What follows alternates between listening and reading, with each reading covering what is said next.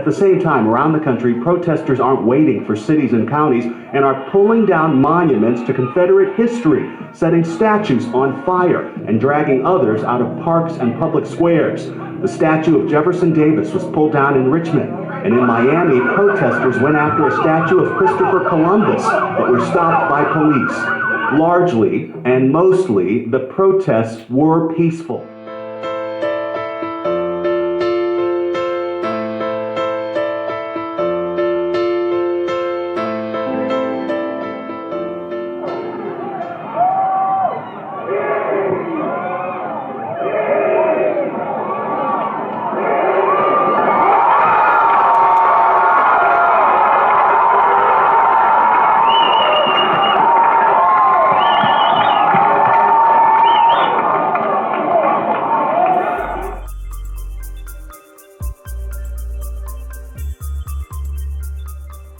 A remarkable show of solidarity, protests against racism and police tactics are showing up around the world. CBS News senior foreign affairs correspondent Elizabeth Palmer is in London. In Britain, officials had asked people to stay away, but they weren't listening. Instead, thousands defied the COVID lockdown rules to deliver a message of solidarity with American protesters. Black Lives Matter! The police stood back and watched. Everyone here knows about Britain's racist past. In the city of Bristol, the crowd pulled down a statue of a 17th century slave trader, Edward Colston. Everywhere, George Floyd's death has struck a mighty chord. There is systemic racism in the UK. There always has been, and this is a chance for us to make a stand. You know, when I'm walking the white neighborhood, are people looking at me, wondering why I'm here? Sunday's demonstration in London formed up outside the American embassy, but all weekend there have been protests like this around the world. In Paris they marched, and in Rome, silent crowds took a knee. In Sydney, Australia, the focus was on Aboriginal people beaten or killed in custody. In 2015, Australia had its own George Floyd, David Dungay, who died in prison shouting, "I can't breathe." As the sign says, same story, different soil. A few hours after the peaceful demonstration ended, riot police formed up to protect the entrance to the Prime Minister's residence at number 10 Downing Street. They're being pelted by bottles from a small group, but so far anyway, the violence doesn't seem to be spreading. Major? Elizabeth Palmer. In Oakland, thousands walked peacefully towards the home of that city's mayor. And in Atlanta, a large crowd marched on Freedom Parkway downtown.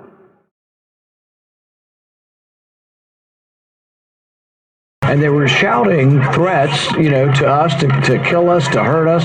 But they're also shouting, say her name, Breonna Taylor. And it's like, you couldn't reason with this mob, but I'm actually the author of the Breonna Taylor law to end no-knock raids. So the irony is lost on these idiots that they're trying to kill the person who's actually trying to get rid of no-knock raids.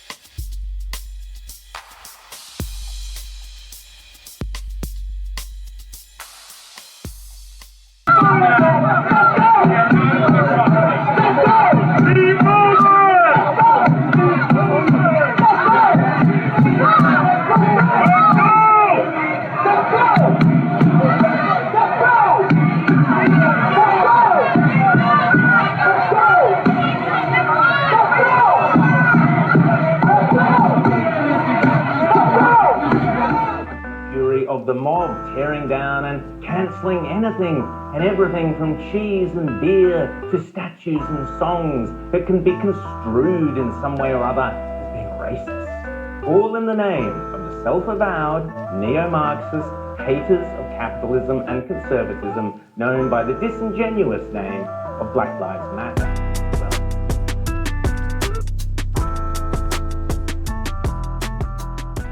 This woman is Allison Edel. This morning, she's a social media villain for calling the cops on her young neighbor. Yeah, and illegally selling water without a permit? Says she's now gotten thousands of hateful emails. All kinds of threats. Horrible images. And death storm that followed the video. How does she feel now? What does she say about that? Well, Edel says she's not proud of how she acted and she would apologize to Jordan and her mother, both of whom say they would not accept that apology. Guys, back to you.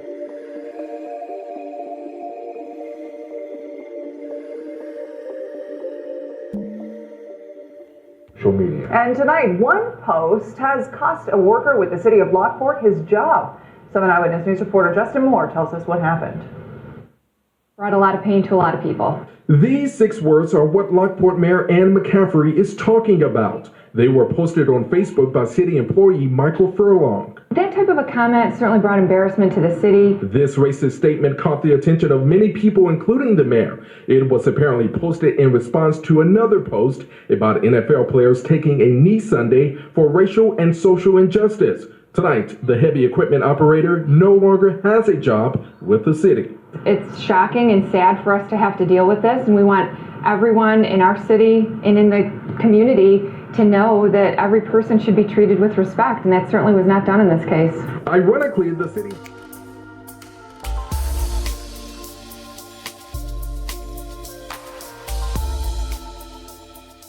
Doctor's employer is now taking action. Indeed, and right now, Dr. Michelle Herron has been banned from treating patients at Denver Health. What happens next is still unclear. In addition, the University of Colorado Medical School is now in the process of removing her from the faculty, a case that proves what you post has ramifications. I was looking for Dr. Herron. No one at Dr. Michelle Herron's house wanted to talk to us about this Facebook post producing outrage across the country. In it, she makes several statements about First Lady Michelle Obama, including her appearance, calling her monkey face. She also defends her statements, saying she's not racist. She's not available for comment. Is she not? Thank you. Is she available? Could we set a time to maybe talk to her? No. Is there anything you want us to know? Is she sorry about what has happened? Not right now. The outrage surrounding the anesthesiologist extends from social media to city council. Her comments are absolutely unacceptable. Denver City Councilman Paul Lopez chairs the committee that has oversight of Denver Health. The hospital has employed Dr. Herron since 2007. We don't tolerate that. We don't tolerate that kind of attitude. We don't tolerate that kind of racism. Earlier in the week, Dr. Herron told us over the phone her comment was taken out of context, insisting she didn't realize the term monkey face is offensive. But her employer didn't see it that way. Late last night, Denver Health posting on its own Facebook page, Dr. Herron will not be seeing patients or providing anesthesia until further notice. I'm actually very pleased to know that Denver Health is taking action.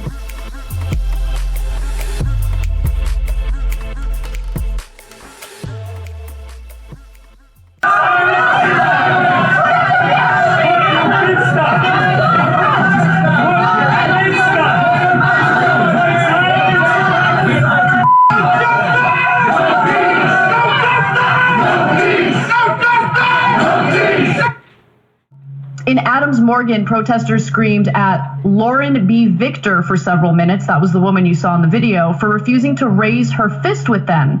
"Are you Christian?" a female protester demanded.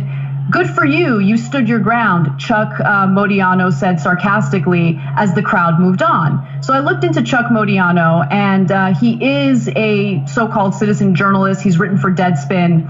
And the Washington Post reporter also clarified that in a subsequent tweet, saying that Modiano, who had been yelling at Victor and moments later identified himself as a citizen journalist who writes at Deadspin, told Victor he couldn't understand why she was the only diner in the area who wouldn't comply.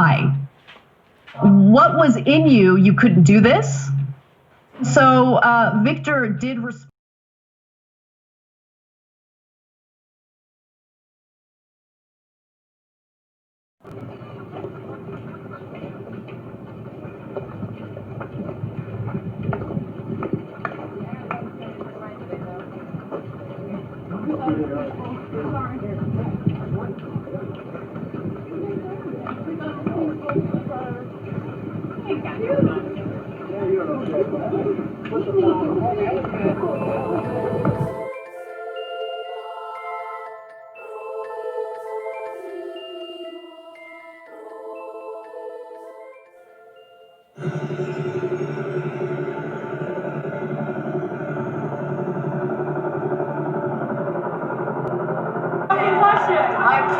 Sir, you just came back from the president's RMC speech? Answer the fucking question! How do you feel about the killing of black individuals in America? Put your hands on me again, I'll fuck you up.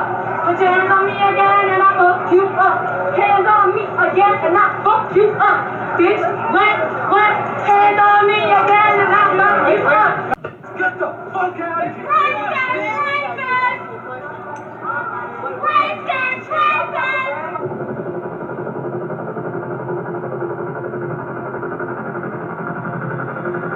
How do you feel about police killing black people in this country, in this city? Anybody's right to due process. How do you feel about police killing?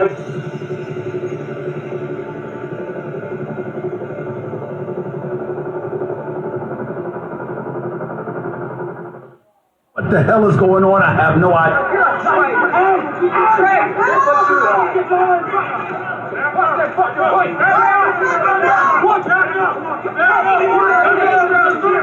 They're basically saying that a person has done something harmful. This comes from a place of people wanting a celebrity's fan base to know about the harmful things that they've done, and ultimately canceling is done for them to face consequences for their actions. That being said, sometimes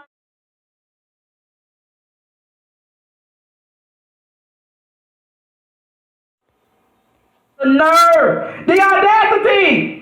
They really showed they ass, girl. From Erykah Badu, musty ass, talking about she unemployed and ain't bitching about it, to Ellen Deodorant talking about quarantining is just like being in jail, from Vanessa Hudgens saying people just gotta die, Swiss Beats, index finger looking ass, telling people, the common people, that if they want this to end, they have to donate. Junkie Bieber and Kendall Jenner, ostrich looking ass, talking about they worked hard so they don't have to feel bad about the people struggling during the pandemic. And Oprah's rich ass asking us for money. Girl, I couldn't take it. I couldn't take it. I'm actually surprised that I survived. I was so disgusted by the entitlement, the privilege, the insensitivity. These celebrities showed their disconnection with reality, our reality, while simultaneously trying to convince us that we're all in this together and we're on equal footing. Oh my God. I honestly thought I was dead. I thought that was it for me. But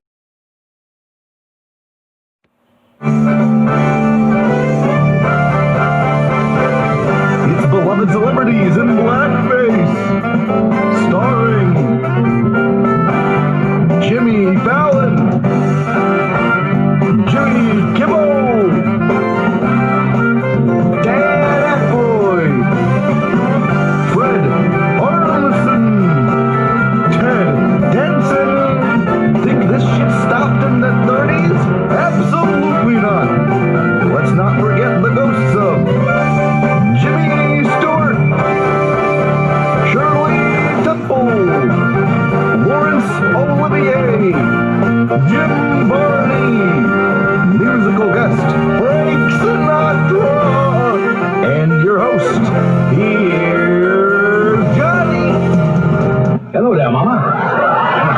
I think we're going to get the bus situation figured out exactly the way we want it. See you goes, Mama.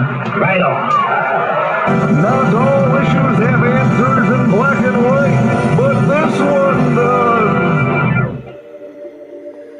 Jimmy Fallon. Before he had his own talk show, Jimmy Fallon was a regular contributor to Saturday Night Live. He's been on tons of hilarious sketches, but when an old one resurfaced, fans definitely weren't laughing. In the scene, Jimmy did an impression of fellow comedian Chris Rock, and it was a problematic depiction to say the least. After the hashtag Jimmy Fallon is over party started trending, he knew he had to speak up. He called his 2000 impersonation a terrible decision, and said there was no excuse for his unquestionably offensive decision. Jimmy took things a step further by thanking fans for calling him out and holding him accountable for his actions. I'm horrified and I'm sorry. Outside, let it rain.